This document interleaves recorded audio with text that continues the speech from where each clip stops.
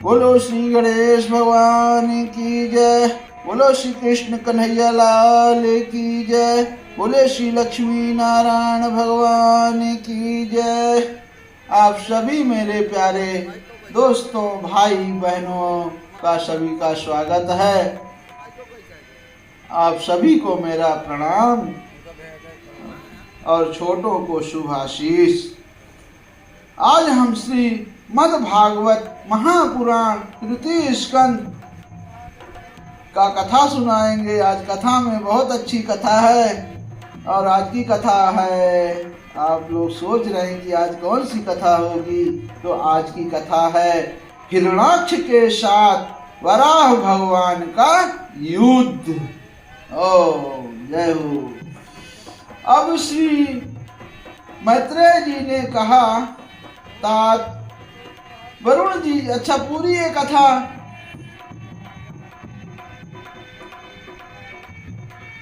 पूरी कथा सुखदेव जी भगवान सुना रहे हैं। किसको? राजा परीक्षित को। यही पूरी कथा हम आप लोग को यहाँ श्रीमद् भागवत द्वारा रचित आप लोग तक पहुँचा रहे हैं। और आगे कथा है।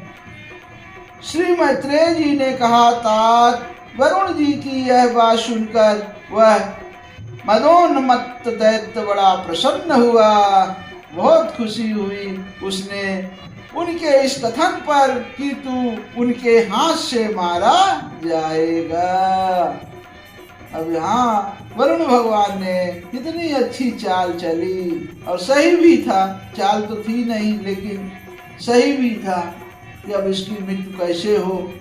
स्वयं श्री हरि नारायण के ही हाथों उसकी मृत्यु होनी थी। अब कुछ भी ध्यान नहीं दिया और चट नारद जी से श्री हरि का पता लगाकर रसातल में पहुंच गया। वहां उसने विश्व विजयी वराह भगवान को अपनी दाढ़ों की नोक पर पृथ्वी को ऊपर की ओर ले जाते हुए देखा। वे अपने लाल लाल चमकीले नेत्रों से उसके तेज को हरे लेते थे। उन्हें देखकर वह खिलखिलाकर हंस पड़ा और बोला, अरे ये जंगली पशु यहाँ जल में कहाँ से आया? फिर वराह जी से कहा, अरे ना समझ, इधर आ, इस पृथ्वी को छोड़ दे। इसे विश्व विधाता ब्रह्मा जी ने हम रसातल वासियों के हवाले कर दिया है। रे शुकरधारी सुराधम, मेरे देखते देखते तू इसे लेकर कुशल पूर्वक नहीं जा सकता। तू माया से लुक छिप कर ही दैत्यों को जीत लेता और मार डालता है। क्या इसी से हमारे शत्रुओं ने हमारा नाश कराने के लिए मुझे पाला है? मूढ़, तेरा बल तो योग माया ही है और कोई पुरुषार्थ तुझ में थोड़े ही हैं। आज तुझे समाप्त कर मैं अपने बंधुओं का शोक दूर करूंगा। ऐसा हिरणाक्ष बोल रहा है।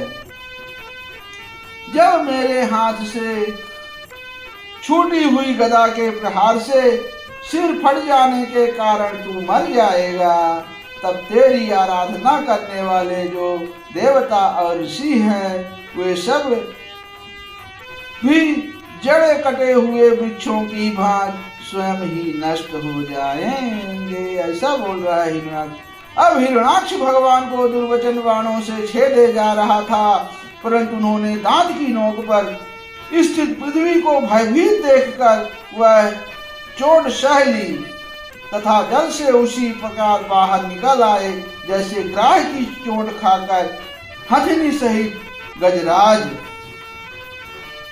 जब उनकी चुनौती का कोई उत्तर ना देकर वे जल से बाहर आने लगे, तब ग्राह जैसे गज का पीछा करता है, ग्राह यानी समुद्र,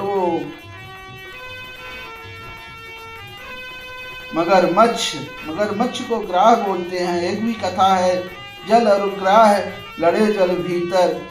जब मगरमच्छ ने गज यानी हाथी का पकड़ लिया था जल के अंदर, तब उन्होंने भगवान श्री हरि नारायण को याद किया था। वहां से कमल का फूल दिखाकर अपनी सूंड में उस समय श्री हरि नारायण वहां पधारे और गजराज को वहां से मुक्ति दिलाए थे। बहुत अच्छी कथा, वो भी कथा हम आपको सुनाएंगे। अब इसमें ही आगे की कथा है। उसी प्रकार पीले केस और तीखी दाढ़ों वाले उस दैत्य ने उनका पीछा किया तथा वज्र के समान कड़क कर वह कहने लगा, तुझे भागने में लज्जा नहीं आती? सच है, असत पुरुषों के लिए कौन सा काम न करने योग्य है? भगवान ने पृथ्वी को ले जाकर जल के ऊपर व्यवहार योग्य स्थान में स्थित कर दिया और उसमें अपनी आधार शक्ति का संचार किया। उस समय हिरण्याक्ष के सामने ही ब्रह्मा जी ने उनकी स्तुति की और देवताओं ने फूल बरसाए। तब श्री हरि ने बड़ी भारी गदा लिए अपने पीछे आ रहे हिरण्याक्ष से, जो सोने के आभूषण और अद्भुत कवच धारण किए था, तथा अपने कटु वाक्यों से उन्हें निरंतर मर्माहत कर रहा था, अत्यंत क्रोध पूर्वक हंसते हुए कहा। अब भगवान श्री हरि बारह रूप में थे, क्या कह रहे हैं? अरे सचमुच ही हम जंगली जीव हैं, जो तुझ जैसे ग्राम सिंहों यानी कुत्तों, गांव के कुत्तों को ढूंढते फिरते हैं। दुष्ट वीर पुरुष तुझ जैसे मृत्यु पास में बंधे हुए अभागे जीवों की आत्मशाला घर पर ध्यान नहीं देते। हाँ, हम रसातल वासियों की धरोहर चुराकर और लज्जा छोड़कर तेरी गदा के भय से वहां भाग आए। हमें ऐसी सामर्थ्य ही कहाँ कि तेरे जैसे अद्वितीय वीर के सामने युद्ध में ठहर सके। फिर भी हम जैसे तैसे तेरे सामने खड़े हैं। तुझ जैसे बलवानों से वैर बांधकर हम जा भी कहाँ सकते हैं। तू पैदल वीरों का सरदार है, इसलिए अब निशंक होकर उधेड़ बुन छोड़कर हमारा अनिष्ट करने का प्रयत्न करा और हमें मारकर अपने भाई बंधुओं को आंसू पहुँच। अब इसमें देर ना कर। जो अपनी प्रतिज्ञा का पालन नहीं करता वह असभ्य है, भले आदमियों में बैठने लायक नहीं है। अब मैत्रेय जी कहते हैं, विदुर जी, जब भगवान ने रोष से उस दैत्य का इस प्रकार खूब उपहास और तिरस्कार किया, तब वह पकड़कर खिलाए जाते हुए सर्प के समान क्रोध से तिलमिला उठा। वह खींचकर लंबी लंबी सांसें लेने लगा। उसकी इंद्रियां क्रोध से क्षुब्ध हो उठी और उस दुष्ट दैत्य ने बड़े वेग से लपककर भगवान पर गदा का प्रहार किया, किंतु भगवान ने अपनी छाती पर चलाई हुई शत्रु की गदा के प्रहार को कुछ टेढ़े होकर बचा लिया।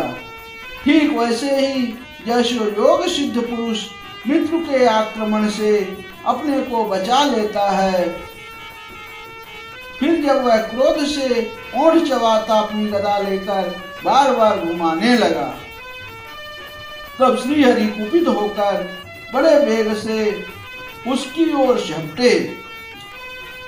सौम्य स्वभाव विदुर जी, तब प्रभु ने शत्रु की दाईं भांव पर गदा की चोट की, किंतु गदा युद्ध में कुशल हिरण्याक्ष ने उस बीच में अपने गदा पर ले लिया। इस प्रकार श्री हरि और हिरण्याक्ष एक दूसरे को जीतने की इच्छा से अत्यंत क्रुद्ध होकर आपस में अपनी भारी गदाओं से प्रहार करने लगे।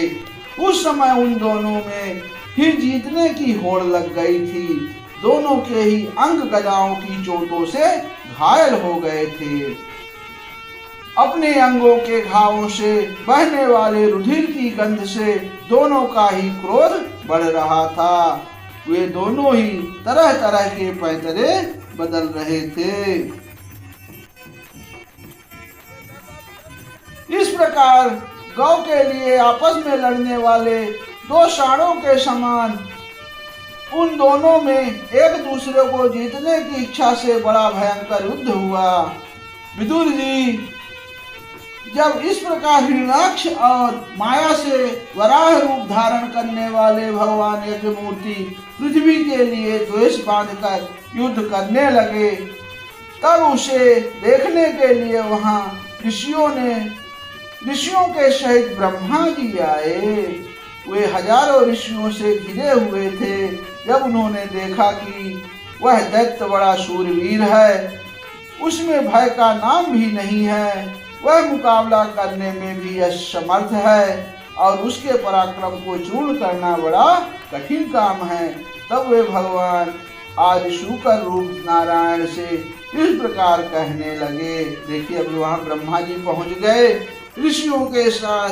अब भगवान जी, ब्रह्मा जी भी समझ रहे थे, तब ब्रह्मा जी कहने लगे कि देव, मुझसे वर पाकर यह दुष्ट दैत्य बड़ा प्रबल हो गया है। इस समय यह आपके चरणों की शरण में रहने वाले देवताओं, ब्राह्मणों, गौओं तथा अन्य निरपराध जीवों को बहुत ही हानि पहुंचाने वाला, दुखदायी और भयप्रद हो रहा है। इसकी जोड़ का कोई योद्धा नहीं है, इसलिए यह महाकंटक अपना मुकाबला करने वाले वीर की खोज में समस्त लोकों में घूम रहा है। यह दुष्ट बड़ा ही मायावी, घमंडी और निरंकुश है। बच्चा जिस प्रकार क्रुद्ध हुए सांप से खेलता है, वैसे ही आप इससे खिलवाड़ ना करें। देव, अच्युत, जब तक यह दारुण दैत्य अपनी बल बुद्धि की बेला को पाकर प्रबल हो, उससे पहले पहले ही आप अपनी योग माया को स्वीकार करके इसे पापी को मार डालिए। प्रभु देखिए, लोगों का संहार करने वाली संध्या की भयंकर बेला आना ही चाहती है। सर्वात्मन, आप उससे पहले ही इस असुर को मारकर देवताओं को विजय प्रदान कीजिए।